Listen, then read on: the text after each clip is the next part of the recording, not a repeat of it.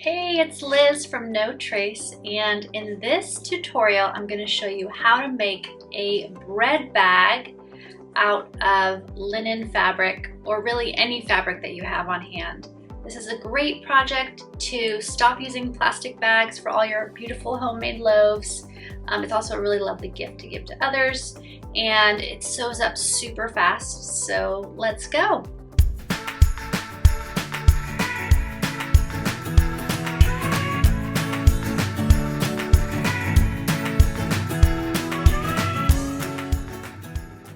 Here's what you need in order to make your bread bag. Now, the first thing to think about is the fabric. This is actually a upcycled linen fabric that I found at the thrift store. And linen has supposedly been shown to work really well for keeping your bread fresh. In my house, we use regular cotton poplin for our bread bags, and it works really well. The bread does fine, but we do eat a lot of bread, so we never have our bread sitting in a bag for more than 3 days. So if you're worried about keeping your bread fresh, I would recommend trying a linen. If you go through bread pretty quickly, I think any kind of natural fiber like cotton or linen will work fine for your bread bag. I cut these two pieces of fabric 13 inches wide and 15 inches tall.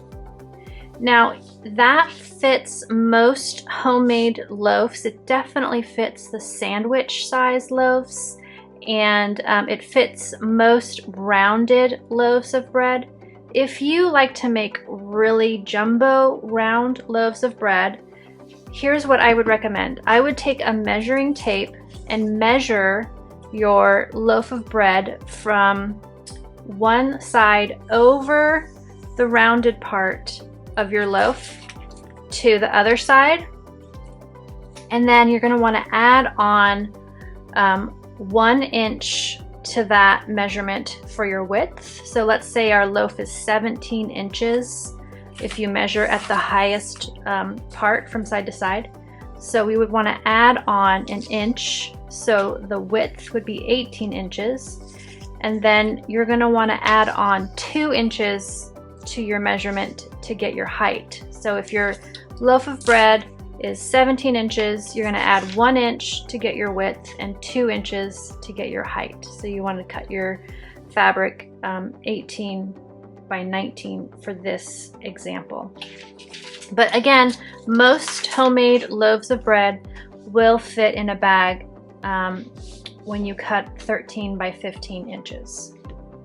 You're also going to need some ribbon or twine, or you could even use bias tape or rope. This is a lightweight organic cotton rope. That's going to create the drawstring for your bag. You're going to need thread, obviously. I'm using a contrasting color so that you can see the stitches more easily, but you might want to pick a thread that blends in with your fabric.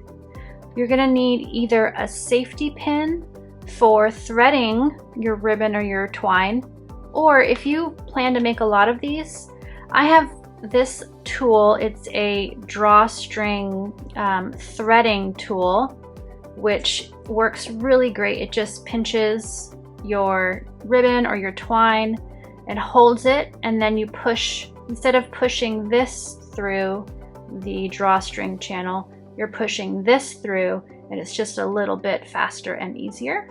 But again, use what you have. You'll need a chopstick, you'll need some scissors, and you'll need some pins. And of course, you'll need your sewing machine and an iron. All right, so the first step is to cut your fabric. And again, I cut my 2 pieces of fabric to 13 inches wide by 15 inches tall. If your loaf of bread that you like to make or you bring home from the bakery is a lot bigger than that, then you're going to want to measure your loaf of bread like I showed you and add on to both the width of your fabric and the height of your fabric. So you might want to take a peek at the kind of bread that you usually have to pick your measurements. But this size will work for most sizes of bread.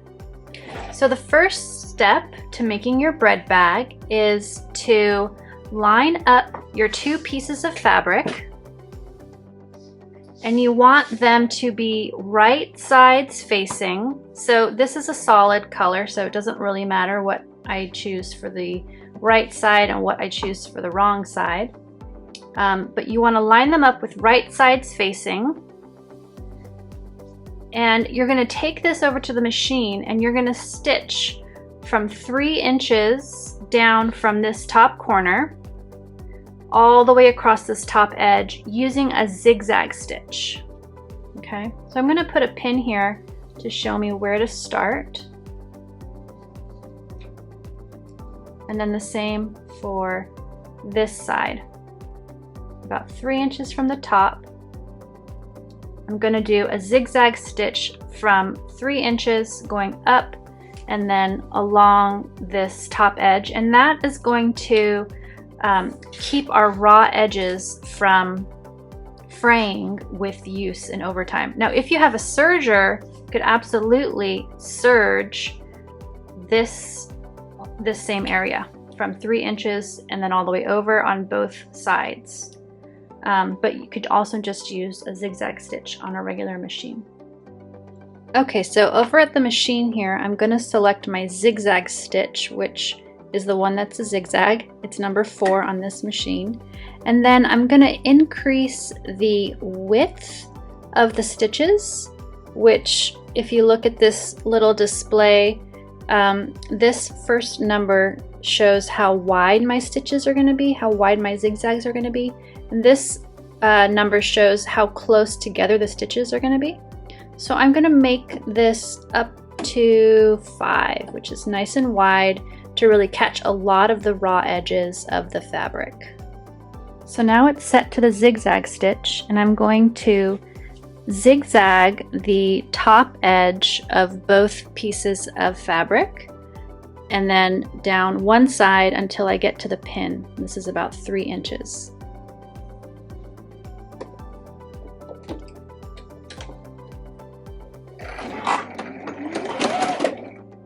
And I'm going to back stitch at the beginning.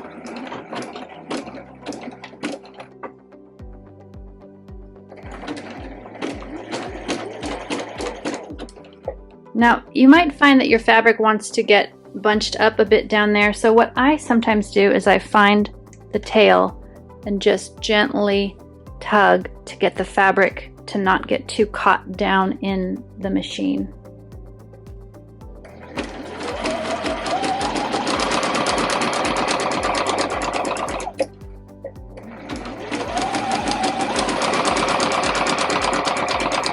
Now, when you get to the corner, you're going to want to slow down.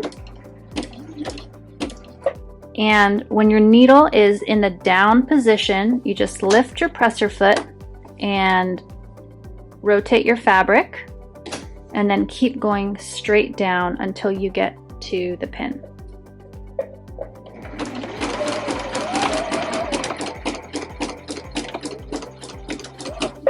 And when I get to my pin, I'm going to do a little back stitch.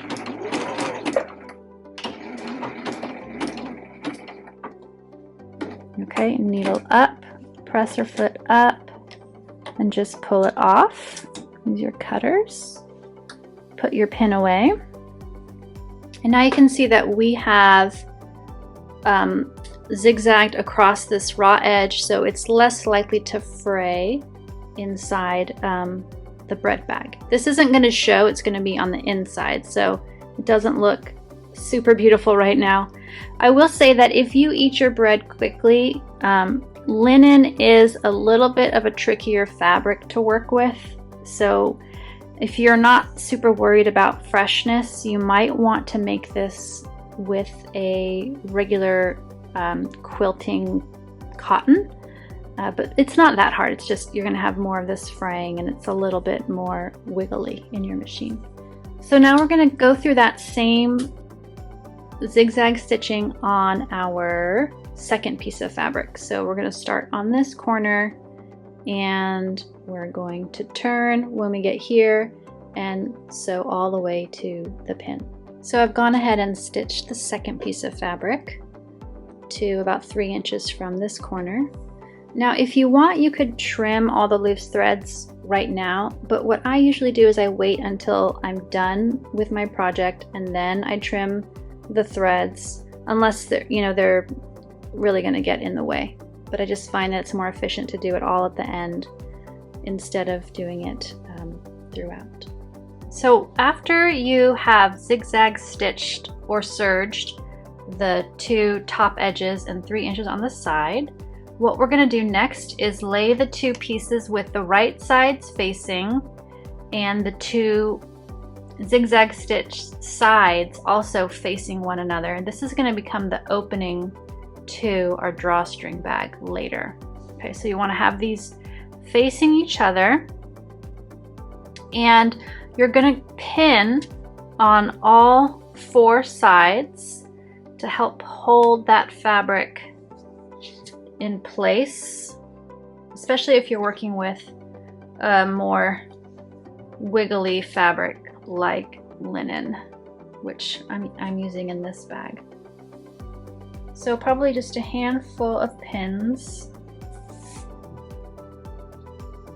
And if you wanted to put a little tag in your bag, like made by your name, or a little like handmade tag, I have no trace tags for my handmade bags. This is a good spot to put a little tag if you want to do that kind of a thing. You can get some nice organic cotton tags printed on Etsy by a couple different shops. I'll link to those below. So if you wanted to make a little tag that said made by me or handmade with love, you can find those online. So I'm going to put my little tag here right where the zigzag stitches end, and then I'm going to put a pin right in the tag to kind of hold it in place. So I'm going to finish pinning on all the sides. Alright, so I've pinned all the way around the bag to hold this fabric together, and I even put a few pins in the top just to help hold the fabric together. But in the next step, we're going to stitch where there isn't any zigzag stitching. So we're going to stitch these 2 pieces of fabric together, starting where the zigzag stitches end, and we're going to go down the long side and then turn the corner and then come all the way up this side to the top of the bag right here. And we're going to put the sewing machine back onto a straight stitch to stitch these sides up. Put my machine back on the straight stitch, and I bumped up the stitch length to about a 3.0 because that's kind of where I like to do my stitch length. And now I'm going to get this under the presser foot right where the zigzag stitches end is where my new straight stitch is going to start. And I'm going to pull out my pin. I try not to sew over my pins. I try to take them out before I get to them. So I'm going to do a little back stitch at the start here.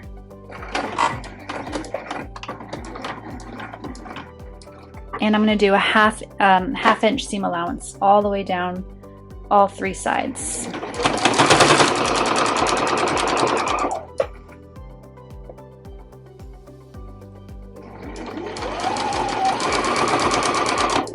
And then when I get near the end, I'm going to do a back stitch again at the start and the stop.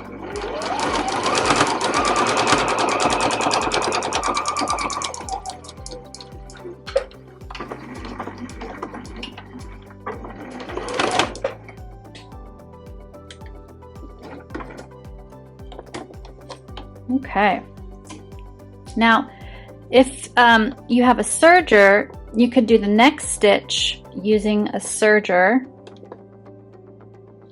Basically what we want to do next is cover up these raw edges with a zigzag stitch or a serger stitch, or with your serger. And one of the nice things about the serger is that it cuts off as it sews, so If your cuts weren't perfect, and mine were not perfect, especially because linen is harder to cut, the serger will trim off the extra fabric as you go around and make it a nice, even, lined up edge. So I'm going to do a zigzag stitch so you can see how that's done. But before I do, we want to trim off any areas where the fabric isn't perfectly lined up because the cut wasn't perfect. Okay, so I've got my scissors and I'm just going to trim anywhere where I did not do a perfect cut. So I finished trimming around the bag to get rid of any unevenness, and I have a little bit of scrap. And like I say in all my videos, if you're working with natural fiber, you can compost your little scraps at home. Just throw them in with your veggie and fruit scraps in your home compost pile. You can also save it and use it as stuffing in a pillow or a dog bed. You could also save it and have someone turn it into art yarn. So there are some people who will take your fabric scraps and thread bits and yarn bits, and they'll turn it into art yarn. It's super beautiful. So I've seen some folks on Etsy who do that as well. So we are going to zigzag stitch over the raw edge. I like to start at the top corner. It's just a little bit easier to start here.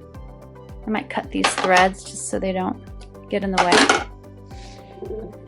And we're going to go straight down all three sides of our bag.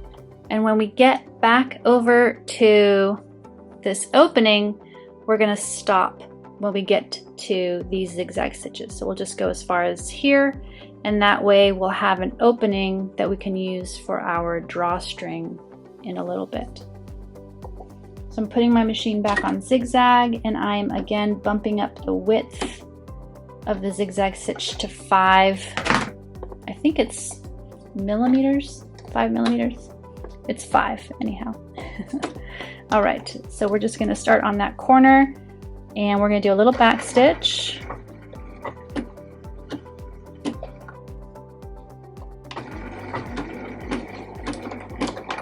And then we'll just go all the way straight down.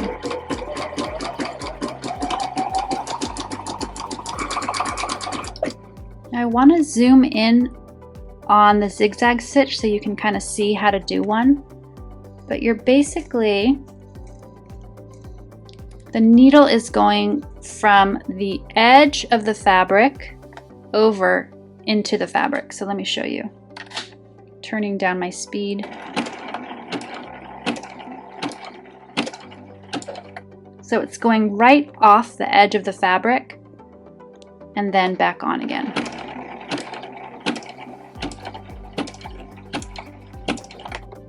And when you get to the corner, leave the needle down, lift the presser foot up, and just pivot your fabric around and start coming back down the other side. Actually, my needle wasn't quite in, but that's okay. I'm going to keep coming down this side now.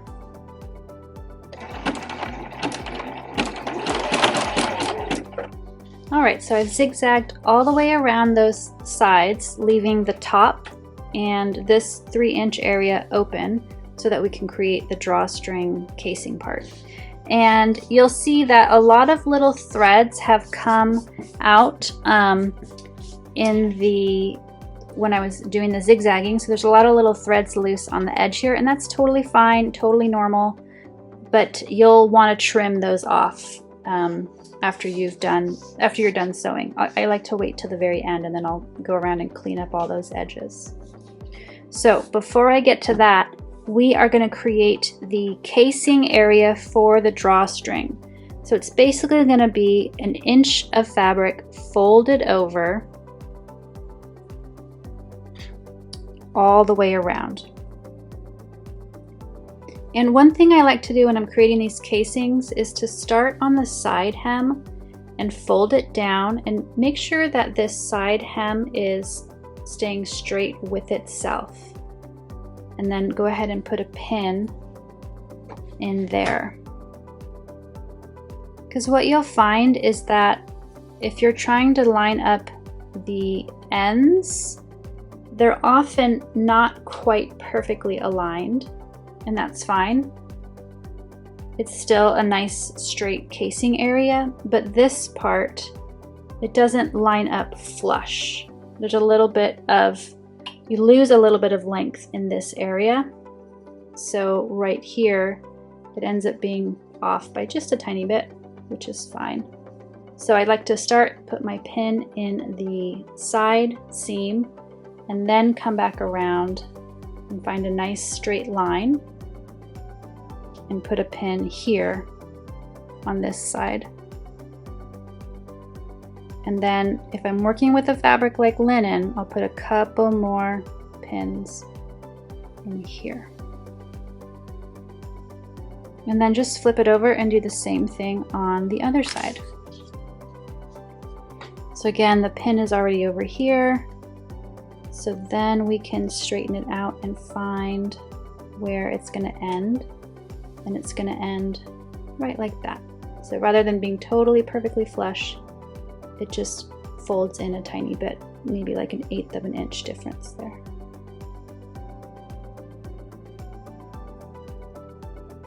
And I'm going to put a couple more pins in. Now if you wanted to, you could take this to the iron and press that area, but you don't really need to do that. If you put a few pins in, it's not really going to go anywhere. So the next thing we're going to do, and the last step, is that we're going to do a straight stitch all around the casing that we just folded over to really hold it in place. And we're going to do a back stitch at the start and the stop as we work our way around the casing that we just created. Now, if you were sewing up a much smaller bag and the opening was much smaller than this, you could pull your the caddy area off your machine, and then you have more room to get your bag onto your sewing machine. It's not so much an issue with this bag because this bag's got a pretty big opening here. All right, so I'm going to start on this corner.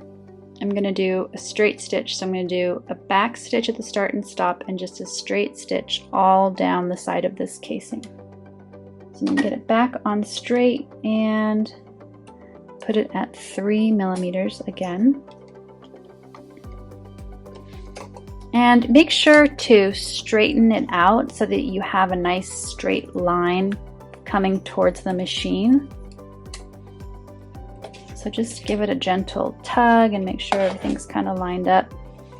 I'm losing pins. Pins are falling out left and right over here. Okay.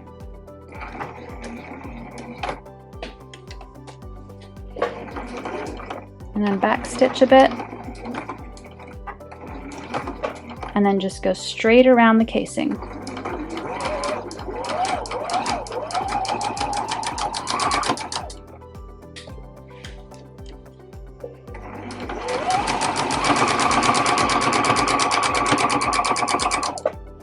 Okay, so I've finished stitching all the way around. You can double check that you didn't miss any part of the folded over fabric in your seam. And I did a little back stitch at the end, just like I did at the beginning. So in the next stitch I'm going to go around, I'm going to trim all the loose threads and just clean it up real nicely before we move on to the last step, which is to get the rope or ribbon or twine inside our casing. So I've trimmed all the loose threads off of the bag, so it's looking a lot better. And the next step is to thread the ribbon or the twine, whatever you have, through your casing. Now, as a general rule, you need enough twine to, that is the width of the bag twice, right? So 2 times the width of the bag, plus you need enough to tie a little knot.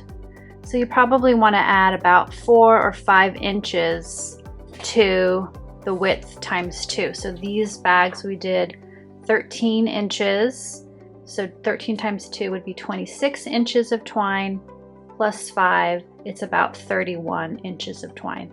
I have a little bit more than that here just because it was pre-cut for another project that I was working on.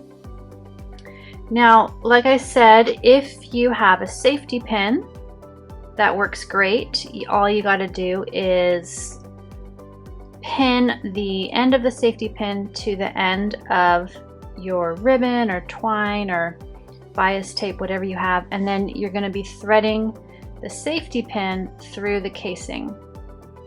But if you want to get one of these, or maybe you have one of these drawstring threader tools, with these you just pinch the end of your twine or rope, and then you push this tightening little round piece down until the pinchers are nice and tight and the ribbon is not going anywhere. And then you just thread this piece through your bag, which is a little bit easier, a little bit quicker to navigate. So I'm just going to push it through all the way around. You could even make the twine out of the same fabric that your bag is made out of if you want it to look even more fancy. That would be a fun little project. You could follow a tutorial for making bias tape to create a nice little twine for your bag. Okay, so it's all the way through, and then this end is still poking out, and there's extra here because, like I said, this was just left over from another project. So I'm going to cut this extra, so it's about 3.5 inches. That gives me plenty of room to tie a knot. So we want to take both ends of the twine, wrap them around your finger, create a loop. This is a little overhand knot, and then push the loose ends through the loop and tighten your knot. And now the last step is to turn your bag right side out. Yay! Let's see how it came out. And you can use your chopstick if you want to poke into those corners gently. No need to go crazy, especially if you're working with linen, which is a little bit of a looser weave fabric, so it might be a little bit easier to push something through it. Okay, so those corners are poked out. There's that little tag that I added, and you can see the drawstring is all set up.